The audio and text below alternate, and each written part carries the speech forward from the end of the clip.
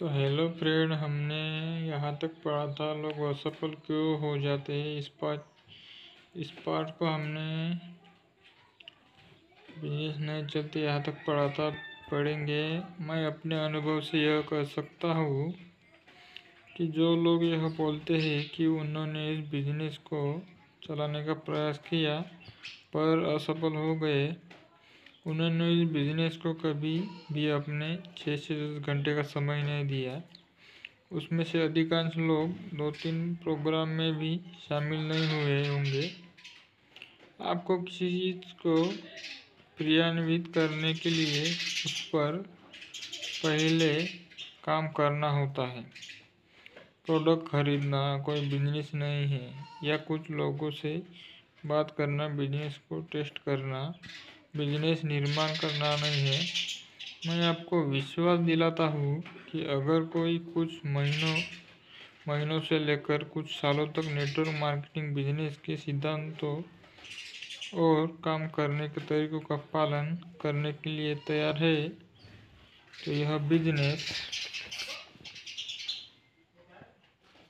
सबसे ज़्यादा अनुपात में सफलता देता है। साधारण लोग खुद को यह बिजनेस को कुछ सामान्य कारणों की वजह से असफल कह देते हैं। वास्तविक उम्मीदें। कुछ लोग यह बिजनेस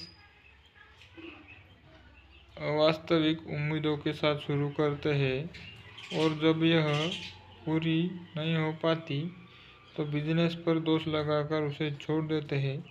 कुछ लोग सोचते हैं कि यह एक लॉटरी है, जिस तरह हम लॉटरी का टिकट खरीदते हैं और अपने भाग्य की घंटी के बजने का इंतज़ार करते हैं, उसी तरह ये लोग कुछ उत्पाद खरीदते हैं और फिर अमीर होने का इंतज़ार करते हैं। कुछ अन्य लोग 2-3 लोगों को लेकर आते हैं और फिर यह सोचकर काम करना बंद कर देते हैं कि अब उनका काम पूरा हो गया और अब ये लोग आगे काम करेंगे। ऐसा बिल्कुल नहीं चलता। कुछ अन्य लोग सोचते हैं कि उनके अपलाइन या उनका सिस्टम अब उनके लिए सब कुछ करेगा, क्योंकि उन्होंने तो कुछ उत्पाद खरीद कर पहले ही उन पर बड़ा उपकार किया है।